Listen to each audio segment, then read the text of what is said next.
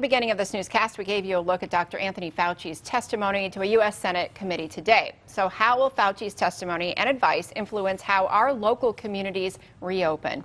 KIMT News 3's Jessica Bringy reached out to Rochester Mayor Kim Norton to find out and joins us now live. Jessica? Amy, a lot of big decisions are made here at City Hall, but when to reopen won't be one of them. That will belong up to state experts.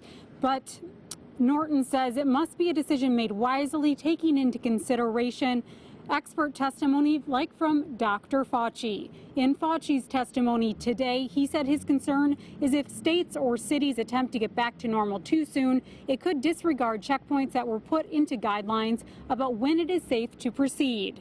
He went on to say that there's a real risk of an outbreak could be triggered that we wouldn't control and may lead to some suffering and death that could otherwise be avoided. His advice is something Norton says should weigh heavily on our state leadership.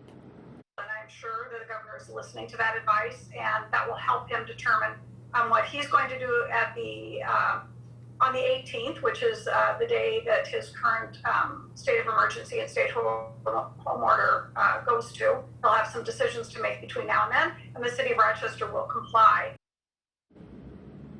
Norton tells me we will, of course, reopen at some point, but we need to do so by taking in all of that expert opinions from people like Fauci. Live in Rochester, Jessica Bringy, KIMT News 3.